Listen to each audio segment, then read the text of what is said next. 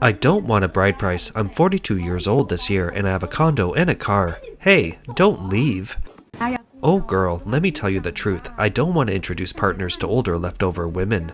Besides, you're 42 this year. So what if you have a condo and a car? No young man will want you. Don't waste my time. I'm 42, so what? I take care of myself like a 20-year-old girl. Besides, look at me, I'm pretty and 1.7 meters tall. With these conditions, wouldn't men be lining up? I'm also highly educated. I have a PhD. Forget it. Just think about it. You're 42. Where are you going to find someone waiting for you with so many good conditions? They're also looking for young girls. Why can't I get married? How did you all get married? I'll lower my standards. Someone shorter than me is fine. I'll accept that too. Marrying far away is okay. I don't want a house, a car, a bride price, or the 3 or 5 gold pieces. What else do I not want? Anyway, I just want to get married. I don't want to live in this dormitory anymore where I've lived for over a year and I still haven't gotten married. You guys need to help me think of a solution. I'm so anxious, my hair is turning white. I even have a sore throat and I have a blister on my lip. The so-called leftover women in a sociological sense often refer to older, marriageable women who are highly educated, have high incomes, and live in first-tier cities. They are not unwanted, but rather trapped in a structural mismatch. High-quality women hope to be compatible with those at a higher level, but high-quality men at the same level often choose those at a lower level. When high-achieving single women look back on marriage, they find that most of the men around them, under the pressure of starting their own businesses, have chosen younger girlfriends who can provide more emotional support, or have simply chosen not to marry at all. I feel like everything that I want has been so difficult to get since I was little. I have to work so hard to get anything I want. And now, even getting married, I mean, finding a partner. Everyone around me is already married, and I'm basically the only one who can't find the right person. We keep breaking up after we start dating.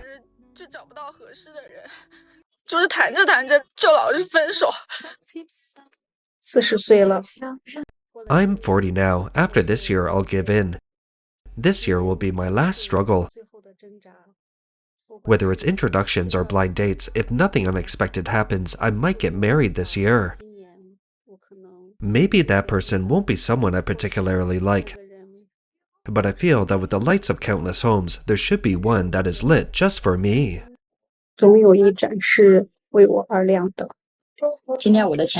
Today, my ex-boyfriend, whom I met on a blind date, asked me to go hiking. I thought he had come back to me, and there must be something between us, so I agreed without hesitation. We set off around 10 a.m. and arrived around noon. I hadn't eaten breakfast or lunch, and neither had he. I thought we'd eat as soon as we got there, and we'll hike after we eat.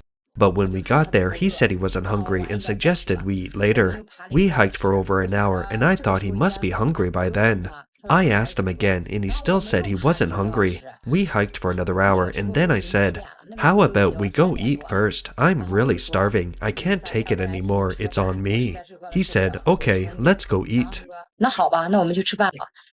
blogger said that they ate at a local farmhouse restaurant that day, which cost $30. The girl paid, and the guy didn't refuse. The blogger thought to herself, "This guy probably thinks there's something going on between us. That's why he accepted the treat so readily."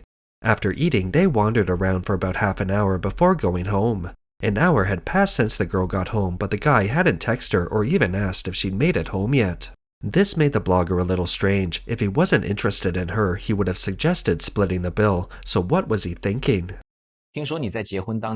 I heard you suddenly canceled the wedding on the day itself, took your parents to Sonia, and left your bride alone at the wedding venue. Yes, it's been 2 years, but now, thinking back, every detail is still vivid in my mind. That morning, I did indeed take my parents to the beach in Sonia, watching the sunrise slowly rise from the sea. At that very moment, my bride, Yue, should have been anxiously waiting for the wedding procession at her parents' home, wearing her custom-made $1,400 wedding dress. The man said the story begins the night before the wedding. That evening, around 8 p.m., his fiancée Yue called him, her tone casual. "I have something to tell you," she said. Our family just agreed that you need to bring an extra $10,000 in cash when you pick me up tomorrow. It's for the fare to get in the car, not a penny less, or I won't get in." Hearing this, the groom was stunned. The bride price had already been agreed upon at $27,000. To raise that amount, his parents had emptied their life savings and borrowed heavily from relatives and friends. Now, on the eve of the wedding, this sudden $10,000 was like a bolt from the blue. He said, Yue, are you kidding me? I really can't come up with that money right now. Can I make it up to you later? He heard Yue whispering with her family on the other end of the line. After a while, Yue coldly replied, "No, I won't get in the car tomorrow without that $10,000. Figure it out yourself." Then she hung up. The groom told his parents about the situation, and the three of them racked their brains, but couldn't think of anyone else to borrow money from. Finally, the groom made a snap decision. Since he couldn't get the bride the marriage, he might take his parents on a trip to relax as well, so he booked plane tickets to Sonia. He said, "Many people think I'm being too heartless, but I want to say that marriage should be a two-way journey, not one-sided endless demands."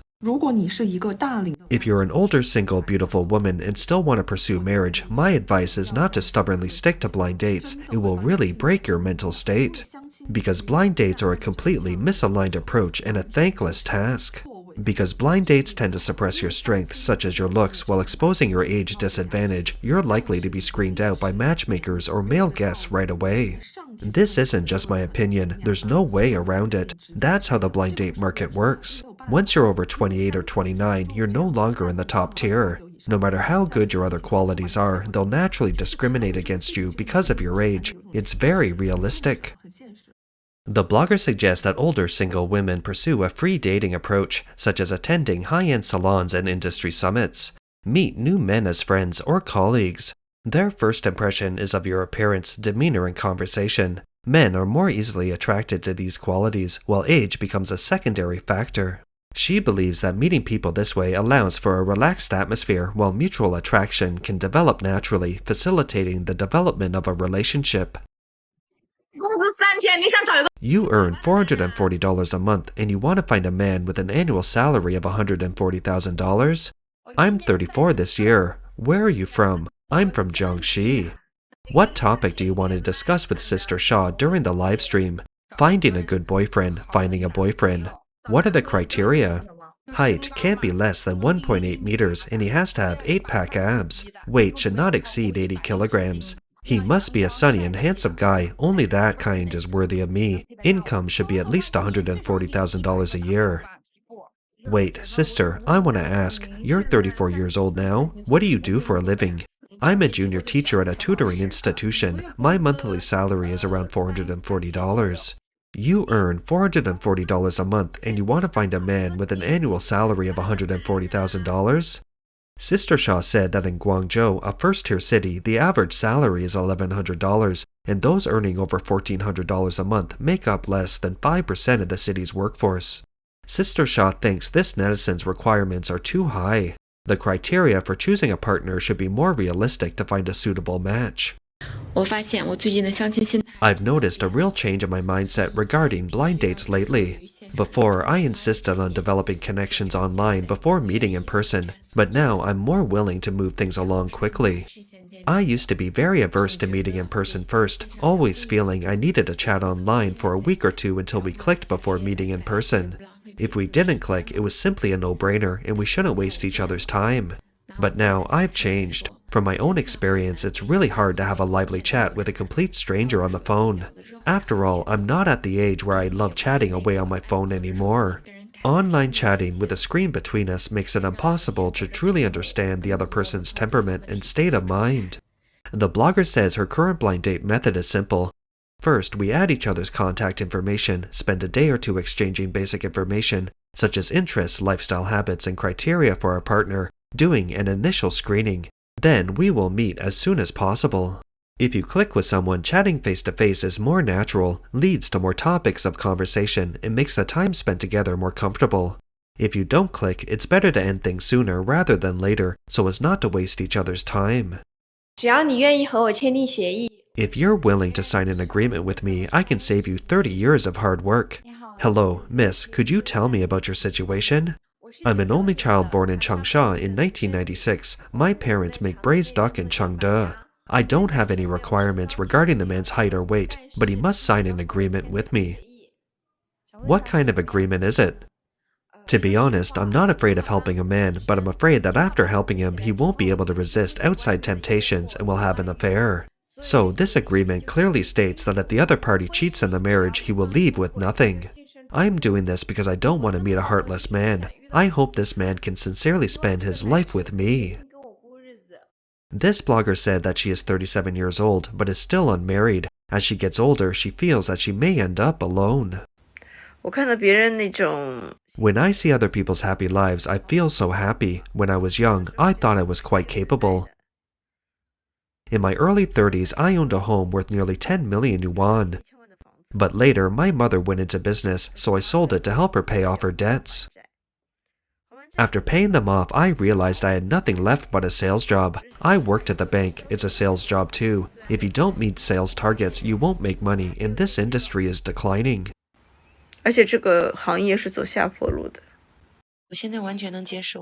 I can completely accept that I'm 38 years old and still unmarried and may never get married, but I just don't know how to live the rest of my life. Look at those with children. They're raising children. Someone like me with nothing, what am I supposed to live for? So, should I work hard, live one day at a time, or live for the moment? Alas, I'm really a bit lost.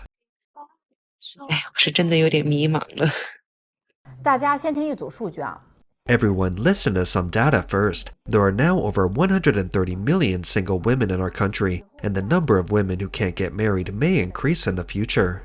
Many girls, as soon as they open their mouths, say they want a condo, a car, and a savings. With the pressure of these needs, 80% of men are immediately eliminated. This leads to a situation where qualified men are a tiny minority in the dating market, creating a gender imbalance where there are far more women than men. The remaining 20% of excellent men aren't naive either. They have their own standards. They prefer partners who are gentle and virtuous, capable of building a life together and supportive in both their careers and personal lives. It's over. I'm 37 years old. I'll never get married in this lifetime.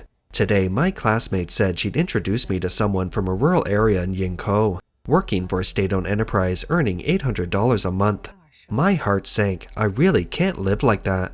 Many people say that older leftover women just want to marry rich men. If I wanted to marry a rich man, I would have married one in my 20s. I just want to live an ordinary life, but an ordinary life doesn't mean a life of poverty. The blogger said she doesn't want a life of great wealth, but everything in life requires money. Without money, you can't cope with unexpected risks in life. For example, if someone in the family gets sick and suddenly needs money, you might not have it. That's why people must save money. Moreover, after marriage, she'll have to raise children, and she doesn't want her children to live a life of poverty and limitations. Ultimately, people have to face the realities of society, and money is the most basic foundation for supporting life. What's the most devastating moment for most single women? It's not the relentless pressure from family, nor the lack of anyone to share their daily lives with, nor even the overwhelming loneliness. It's when they're looking for a partner, going on blind dates one after another, finally finding someone they're satisfied with in every way, only to discover that the man has chosen a much younger woman whose qualities are far inferior to their own. What's even more devastating is that they keep lowering their standards, yet the man still doesn't reciprocate. They thought that because they were attractive and had good qualities, being proactive would be enough. They never imagined that reality would be so cruel. Men only care about a woman's age, but age is irreversible. We have a girl here. Let's see if everyone can accept her. This girl's conditions aren't very good, but she's willing to endure hardship with you. So, what's her situation? This girl's parents are divorced, and each has started their own family and has their own children. They don't care about her at all. The girl also feels that their families are all happy and doesn't want to get involved anymore. This is the unhappiness of her family of origin. She can't accept that you don't have a condo or a car, but I don't know if you can accept that she has nothing, since after marriage, she has no relatives to visit during holidays. I just don't know if the guy's family can accept this. That's all for today. If you enjoy our content, please give us a thumbs up, subscribe, leave a comment, or share it with a friend. We appreciate your support, and we'll see you next time.